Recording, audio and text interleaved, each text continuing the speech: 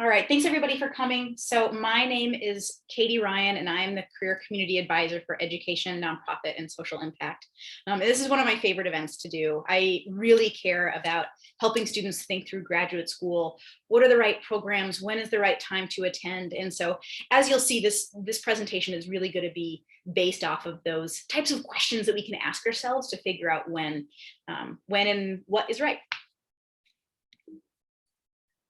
Okay, so what is tonight going to look like? So first, I'm just going to talk about what is graduate school? What do I mean by that? What are all the things that fall into that bucket? From there, we'll go through a whole bunch of questions that you can consider. First, when you're deciding whether whether graduate school is the right thing. And then once you decide, yep, I want to go to graduate school, how to figure out what are the right programs to apply to.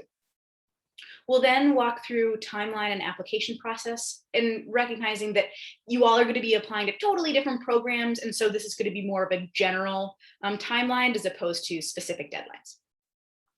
And then I'll provide some specific thoughts about grad school in the time of COVID. There have definitely been some things that have changed, some new trends. And so I'll share a little bit about that.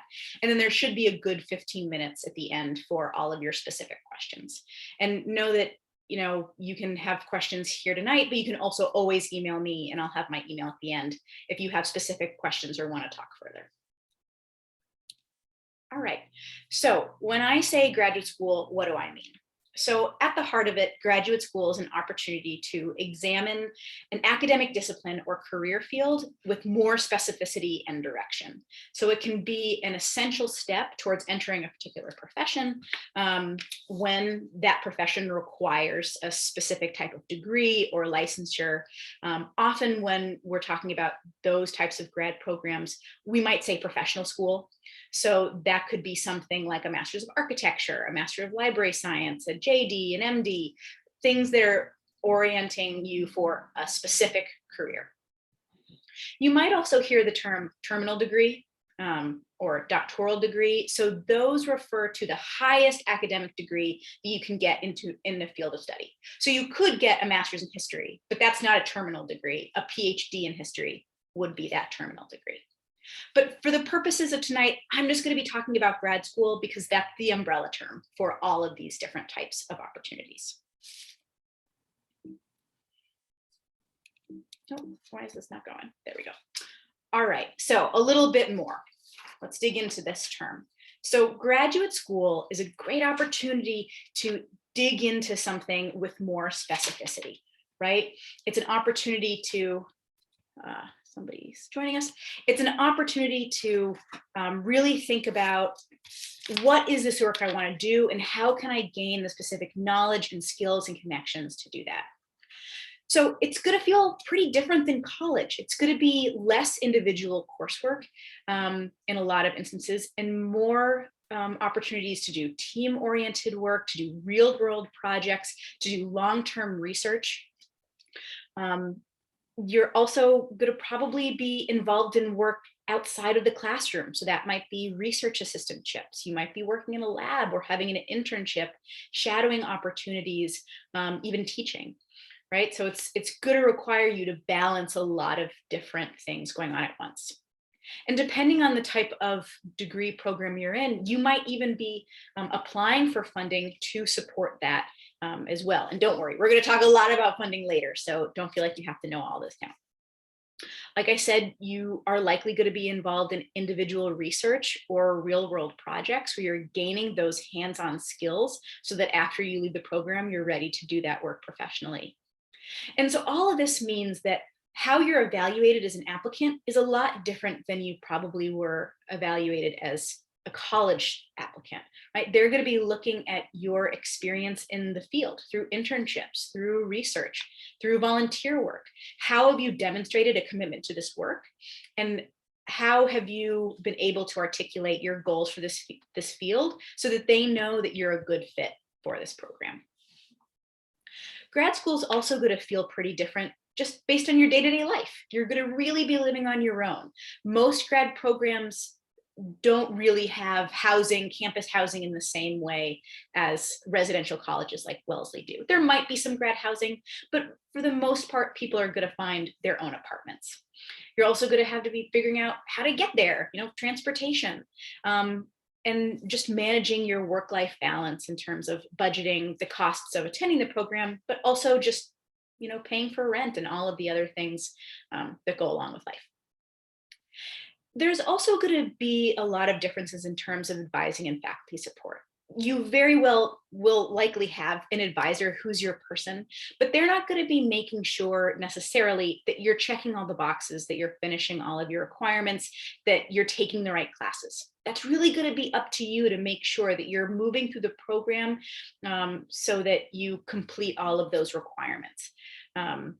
And so one thing you might want to be thinking about as you evaluate programs is what kinds of support systems do they offer? Does that come from faculty? Does that come from staff? Does that come from other students? And how can you find the right fit in terms of what that support looks like? But probably the most exciting part of grad school, I think, is the community of peers that you're going to gain.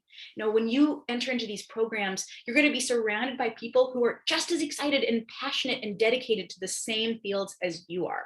And that's going to be not just a great friendship network to have while you're in the program, but honestly for life. And I would say that so often when I talk to people about what did they gain from graduate school, they talk about those professional connections.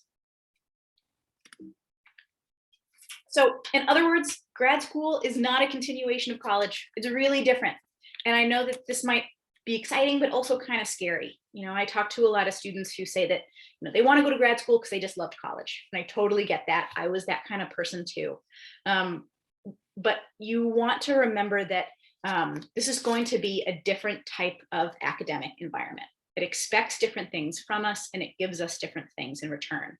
And so the trick here is to know what kinds of questions to ask of yourself and to ask of the programs to figure out when graduate school is the right next step, which types of programs are a good fit for you and your needs, when's the right time to go. And so that's the purpose of tonight's conversation, is to give you those tools to ponder how graduate school fits into your academic, professional, and personal journey.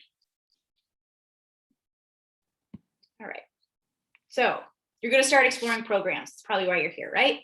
So before you start asking which programs specifically to apply to, you're first going to need to decide whether applying to graduate school is the right next step. So the first two questions are possibly the most important to ask yourself. Why do you want to go? And what do you hope to gain? So, answers like, well, I don't know what else I'm supposed to do, or I just like school, probably aren't strong enough answers here. It's such a big financial and time investment, but it's also something that you're going to get the most out of, and you're going to be the strongest applicant if you have a lot of clarity around why you want to go, what you hope to gain, and what are your goals following that program. So, I know a lot of people want to jump right in. They're ready to go to grad school right away. But I would, in a lot of cases, advise you to take a little bit of time to wait and explore those job opportunities first before going on. So I have one colleague who I use as an example. She went to Wellesley and she was pretty sure that she wanted to work in student affairs. But she wanted to make sure that it wasn't just that she loved Wellesley, but she loved the field generally. And so upon graduating from Wellesley, she got a job at a small residential college, also in Massachusetts, but that was co-ed, just a different school. And from that experience, what she found was that she did, in fact, love student affairs, but maybe she was less interested in res life, which is what she thought, than originally she had thought. And so when she started to apply to these programs, she knew, based on working in this space, the types of work that she wanted to pursue, the types of questions she was interested in, the types of students she wanted to serve. So she had a lot more clarity when applying than she would have had just 1 year before. So in other words, taking that time to think about, okay, what do I really want from this, can help you hit the ground running once you get into those programs. And of course, this isn't to say that you can't explore while you're in grad school. Inevitably, you're going to take classes, talk to people, have experiences that shift your thinking, but still you're going to need to apply with that clarity. All right. So you're also going to want to think about a whole bunch of other things, location, right? I think geography is often um, overlooked when we think about grad school. It's not just where do I want to live, which is of course important, and has a lot of impact on how expensive a program is, but also where do you want to work when you're done? If you want to work in Washington, D.C. on Capitol Hill, right? Going to grad school in Washington, D.C., where you can have job opportunities and meet people in that area is really important.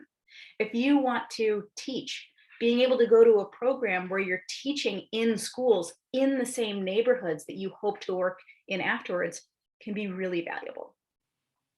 You're also going to maybe want to think about prestige. And for that, it matters for some programs and it doesn't matter for others. There's less obvious rankings for a lot of grad programs. So an example that I often use is PhDs in history. If you look up the rankings, you're going to see the usual suspects, right? Harvard, Stanford, Yale, and so on. But if you're interested in African American history or gender history, Rutgers is actually one of the top programs. It's going to be almost impossible to see that in a ranking, but by talking to faculty, by talking to people in the field, you'll be able to figure out which programs are best for the specific thing you want to do. Similarly, you're also going to want to think about program type, focus, culture. What courses do they offer? How long are they? How much are they funded? Some of these things I'll dig into a bit more, but just on the surface of it, you could have two programs that you'll get the same degree in. Perhaps that's public health, but one may be really focused on epidemiology and biostatistics, and another one might be really focused on reproductive and community health. You'll get the same degree at the end of it, but the courses, the experience is going to be very different, and it's going to prepare you for different fields. So you're going to want to really dig into those programs and make sure it's aligned with what you want to do. Similarly, are there faculty at these programs that are researching the types of things you also want to research? This is important for professional and master's programs. It's absolutely critical for doctoral programs because when you apply to a program, you're almost essentially applying to a faculty member. Do they have the capacity to support you in this space? So you're going to want to make sure that that's aligned. And then other institutional resources. So by that, I mean, is there an office that helps you apply for outside funding? Is there a good mental health counseling service? Right, there are all sorts of other things within a university setting that can make a really big difference in your experience.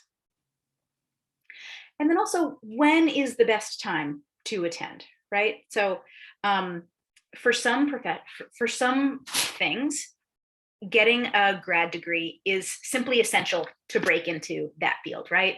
You can't be a doctor without a medical degree. You really can't be a lawyer without getting your JD.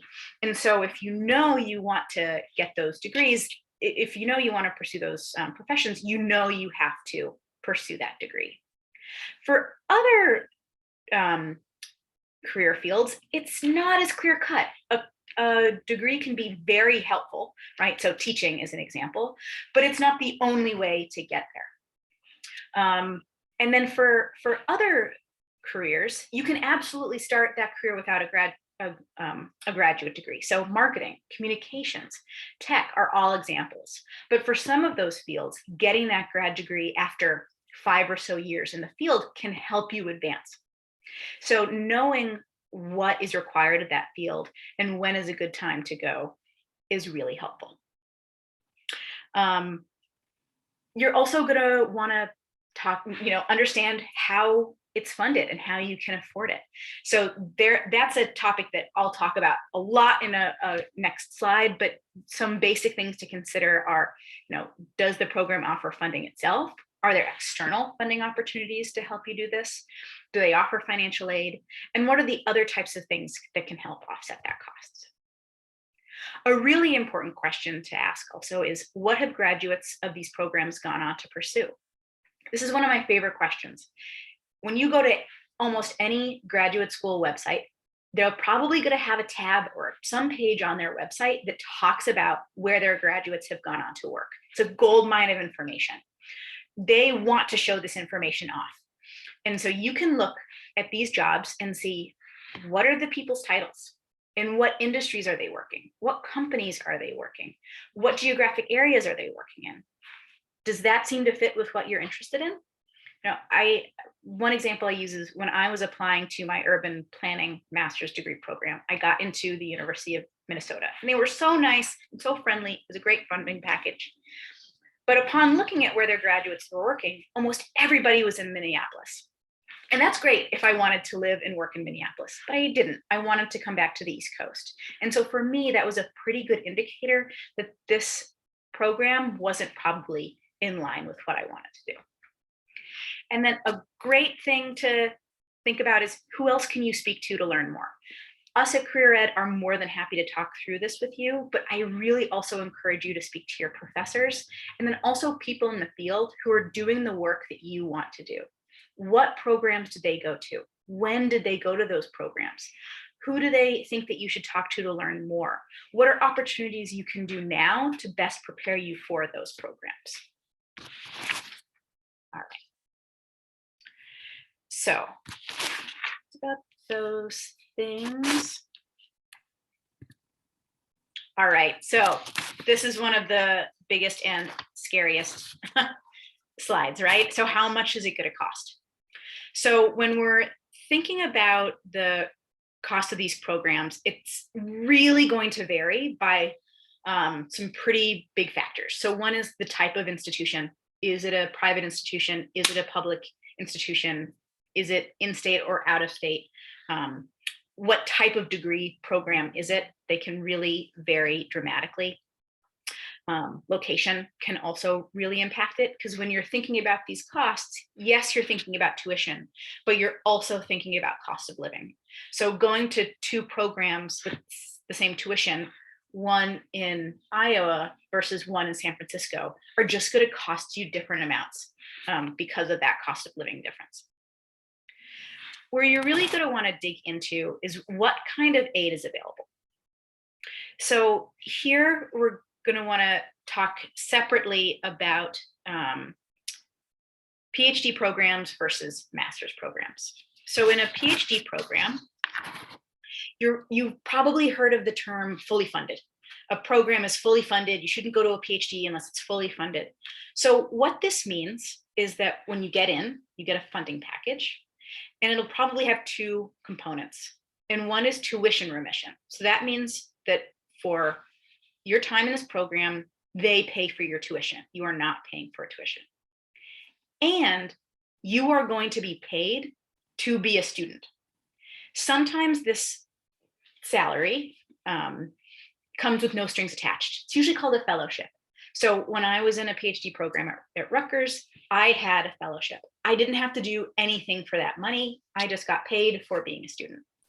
But some of my peers had a different award package. They had a TA assistant, a TA position. So they were paid, but they had to teach a class to get that money. So when you get your funding package, it'll outline all of this for a PhD program that'll say, this is the tuition remission, this is how many years you have it, these are the years that you are TA, these are the years that you're doing XYZ. And it'll outline all of that. And so what you're going to want to ask is, how many years is that good for? Is that enough to complete the program? A lot of times these awards are maybe for 4 or 5 years, but the program could take you 6 or 7 or 8 years to finish. And so you're going to want to ask them after that time, how do students typically fund the rest of their experience? It's usually outside scholarships and fellowships, and that's kind of just part of the game, but you'll still want to know about that. Master's degrees are totally different. So it's pretty unusual to find a master's program that comes with both tuition remission and that funding, right, that you're getting paid to be in school. Instead, master's programs are probably going to offer some combination of loans and grants that cover some, or maybe even all, of the tuition. Similarly, when you get in, you'll get a letter that outlines what you've received. And this might be based on need, it might be based on merit, it might be based on other considerations. Every program is going to have different types of aid available that could have all sorts of things to do. It might have to do with your identity, your previous experience. They have leadership awards. They have awards for people studying something very specific. So when you apply, you'll be able to ask the program administrators about these different types of awards, and whether you just applying simply puts you into consideration for these awards, or if there's an additional application process. Some master's programs also have things like teaching assistantships or graduate assistantships, where you're working alongside of your coursework and you get paid for that. Every type of program is different. Those are usually things that they'll advertise pretty clearly because they're really great opportunities. If your program isn't covered fully by grants and scholarships, you're probably looking at taking out loans. So the most common types of federal loans for graduate school are direct unsubsidized loans, and then there's also grad plus loans. So direct unsubsidized loans can only go up to $20,500 per year. Grad plus loans cover whatever else is left, and those could be used for tuition, but they could also be used for your living expenses. Both have fixed interest rates, so that means the interest rate you get at the beginning doesn't go up and down with the market. They require you to be in school at least half the time, and they are deferred while you're in school. So that means you don't have to pay them while you're in school, and they're not, that's it. You don't have to pay them while you're in school. Grad plus loans can, like I said, be a lot bigger, but their interest rates are typically a lot higher. So if at all possible, it's good to try to avoid them, but they're still there if you need it. And there are also private loans, but those are going to vary entirely based on the lender. And so you'll need to do that research yourself if that's an option you're looking into. One thing I can say is that interest rates for graduate student loans are at an all-time low. They're a third of what mine are. So if you have to take out loans, now is a good moment to do that. I'd say when you are looking at these numbers and looking at loans, really dig into what that amount means in the long term. So taking out $20,000 with interest doesn't mean that you're paying back $20,000, right? Over time, that's going to gain interest and you're going to end up spending more. When you are taking out a loan with the federal government, the Department of Education, you can use their tools to look at how much this is going to cost me over time, assuming my payment is X or assuming my payment is Y. And it can really help you make that best decision to decide whether this program is worth that price. Also remember that Wellesley offers a whole bunch of scholarships and fellowships for graduate school. And you typically apply to those at the same time you're applying to school. So you probably don't know if you're in yet when you're applying, but that's still how that timing works out. And so our fellowships office can definitely help you about that.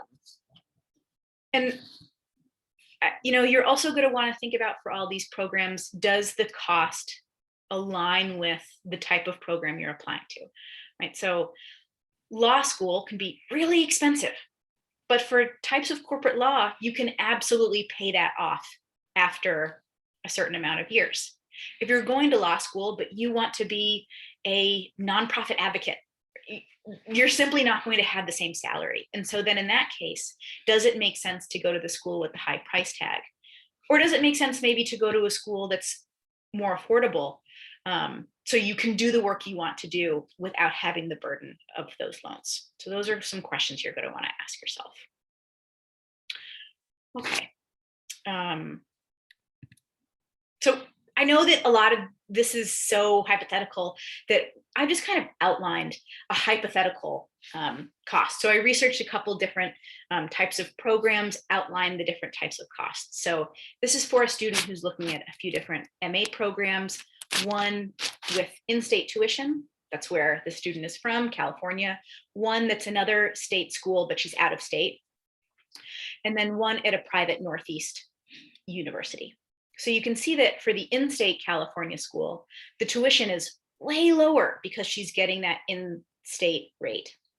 But the room and board in California is more expensive than the Midwest. Right?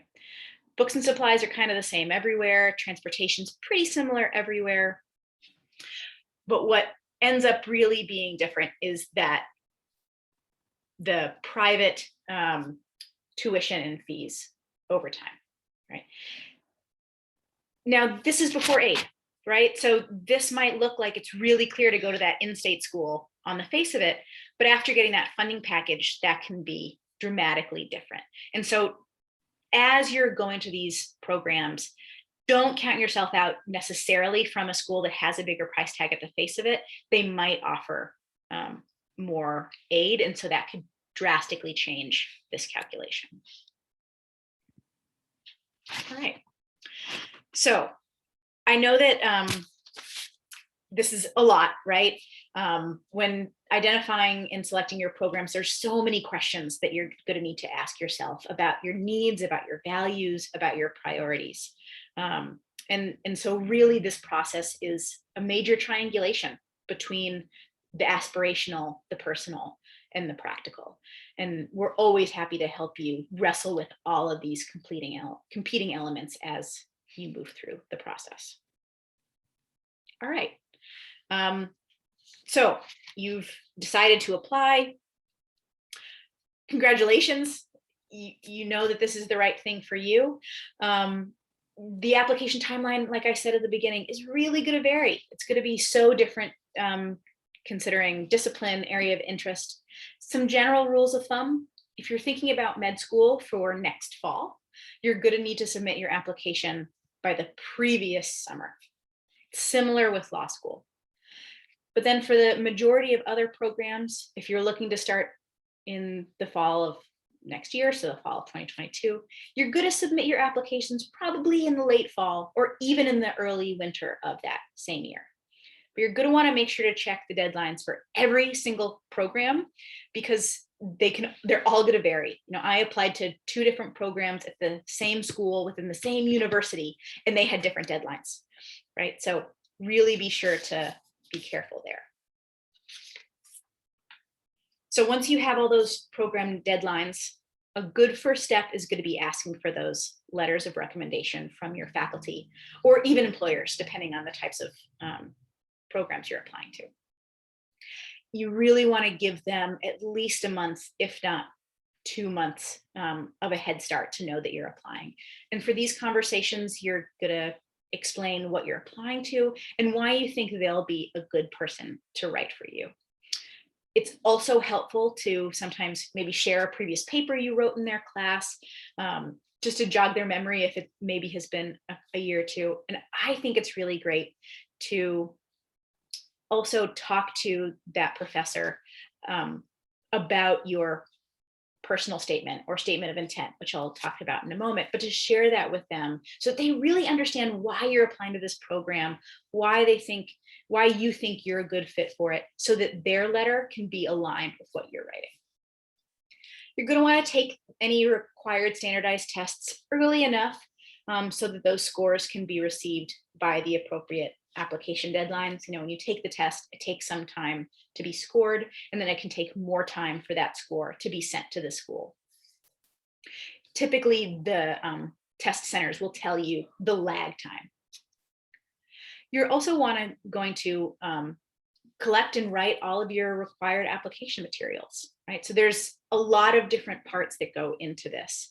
And so you're going to want to give yourself enough time that you can really edit and edit more and proofread, edit, share it with people, and so on. So first is your transcript. That's an easy one. You don't have to edit it. It's already done, right? You'll want to request it from the school and sometimes even additional schools that you're in. So for instance, if you did a study abroad program, you'll likely need to send that.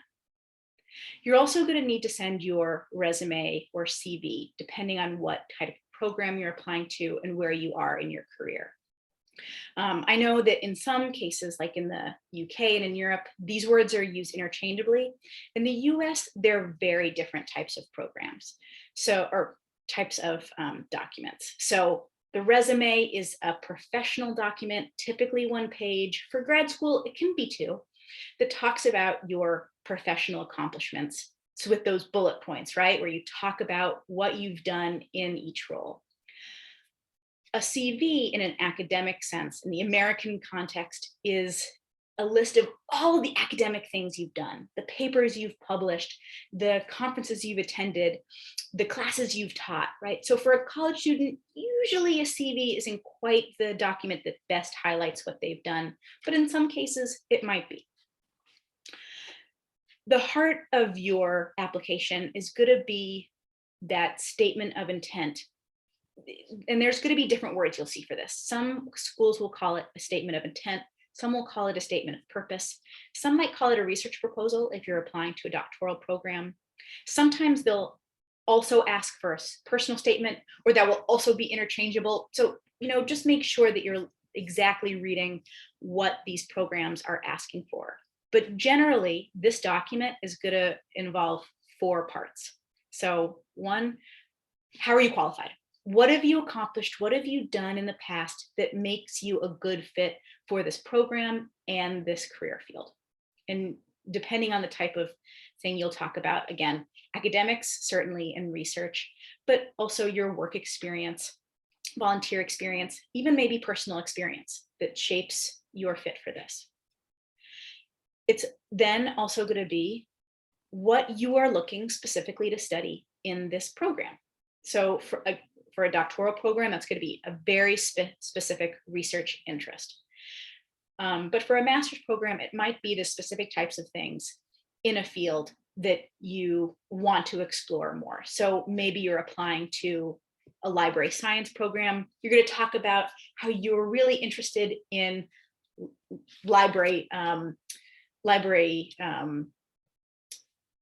sorry, I lost my train of thought. If you're really interested in a particular type of archival management or library services, right? What is this thing in the field that you want to make sure you concentrate on, which will directly connect to why you're applying to this program. So you're applying to this school because it offers a concentration in that thing you're really interested in, because there are faculty who specialize in that question in the field, right? So that's going to be that next part, is why this program specifically. And this might be where it feels the most different from your college essays, because you're going to be spending a good quarter, maybe third of your essay talking about specifically the things in this program that make it the perfect fit for you, the faculty you want to work with, the courses you want to take, the specific opportunities that this program offers that no one else does. I'm going to be really specific there. That's where the research that we talked about before, about why these programs are a good fit, are going to come in really come in handy, because it will help you just write that section like that, right? You know exactly why you're applying to it, why it's a good fit. You can just write that. And then the last part of these essays will be your professional goals. And they're going to want to see plenty of clarity there, but again, you can always have some level of flexibility there. You can say the types of jobs you're interested in, but you don't necessarily have to say the company specifically where you want to go or whatnot. Some schools will have supplemental essays with specific questions for those fields. I found this a lot in social work programs, schools of education, but every program might have specific things that they want you to further elaborate about why you're a good fit for this school. And then some schools will also ask you for writing samples, a creative portfolio, or writing portfolio, depending on what program it is again. So again, make sure that for every program, you're looking very carefully about what they are requiring, because each one's going to be slightly different. Their essay questions are going to be a little bit different, and you want to make sure that you're answering that question. So in the past, I've always said that a good thing to do is to make contact with the programs to introduce yourself and assess fit. And what I mean by this is reaching out to faculty who you feel like you'd want to work with. It's important to introduce yourself, talk about your research interests, why you think you'd like to work with them, and so on. This is important because it's the faculty, not so much an admissions committee, that are making the decisions. And so you're going to want to make sure that the faculty are excited about you, they have the capacity to take on a advisee, and when they see your application come up in the room, they're there to advocate for you. In the last year, I've seen this changing a little bit. Some programs, some faculty are less interested in having these conversations. And so I would encourage you to speak to your Wellesley faculty before you engage in these conversations, just to make sure that this is still best practice in their field. And then finally, I'd say give yourself at least a couple days, if not even a week, to submit before the stated deadline. It's just going to give you enough time to correct any issues that may arise. And for some programs, and often this will be stated, the earlier you apply, the more likely you are to be considered for different types of aid packages. So it's just kind of a nice thing to be able to know that you're in and you're being considered. So you submitted, awesome job. So what happens next? So depending on the program, it might take a little bit of time for all the things to be received. Sometimes faculty recommendations can kind of linger and take a little bit of time. Don't worry, it'll come in. And then your application will be reviewed. So usually programs first review you based on their internal criteria. So the School of Public Health looks at your application, assuming that checks its box. There's also going to be some university-wide standards. So these are maybe like minimum GPA cutoffs and so on. They're usually not a problem. It has so much more to do with those internal criteria. Some programs might have interviews. If so, definitely, be on the lookout with your email, watch your phone. So if these conversations do come up, you can schedule them quickly. Some programs might even have multiple rounds. In the past, a lot of these happened in person, but now a lot of these conversations are happening virtually or over the phone. And then decisions will come out. Decisions kind of trickle in a little bit differently than college decisions that kind of come out in big batches. These can come out at all different moments, but typically acceptances come out first, followed by waitlist offers, followed by denials last. And then you have the incredibly difficult but exciting moment of getting to compare and select offers. So, I encourage you to speak to current students, to go to any types of open houses. If you can visit in person, definitely do so. And you might also be able to negotiate award packages. So know that that is an option. I talk to a lot of students about this. I'm always happy to talk through, going from one school to another and saying, I'm really interested in you to make this financially possible. Is there anything that you can do? So I know that's often a really tricky part, but also a fun part. All right, so really quick, the impact of COVID-19. This definitely impacted schools a lot. It also impacted graduating seniors as they thought about their next steps. There is currently an option to take the GRE at home. It's still available. I'm not sure how long it's going to be available, but know that that's out there. There are also, know that grad schools know about how colleges have chosen to shift some or all of grading in the spring of 2020 to pass fail. They know that, grad school admissions folks, they know that this happened, and many have acknowledged that this isn't going to penalize students with that semester of pass fail grades in their admissions decisions. So know that you should be okay there. For fall of 2021 programs, admissions processes pretty much proceeded normally.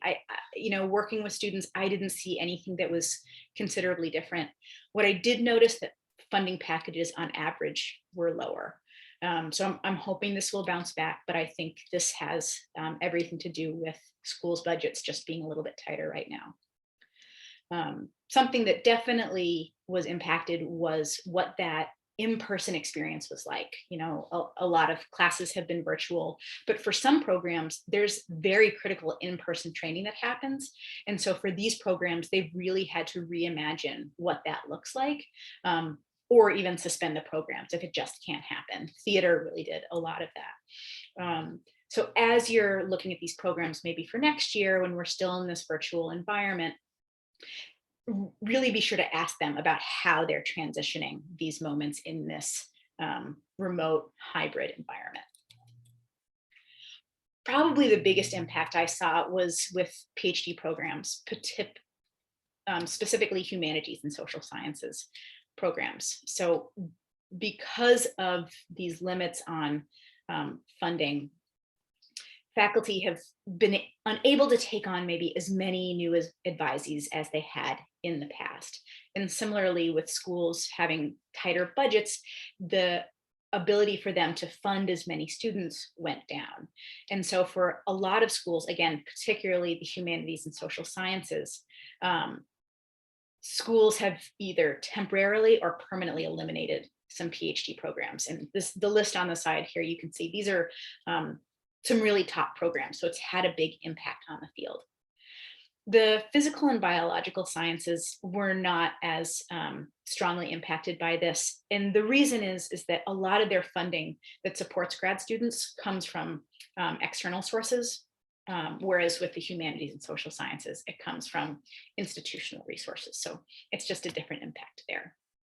So I would encourage you to really make sure that as you're researching these opportunities, you're making sure that these degree options are available for that next year. All right, whoa. So that was a ton of information. I know that it can be overwhelming, but I also hope it's exciting. You know, I feel like grad school is one of those things where it's so stressful, but it's because we care so much about it, right? We really want to do this thing. We want to do it well. And so there's a lot riding on it, but it's also really exciting to get to dig into that thing that you really love and care about.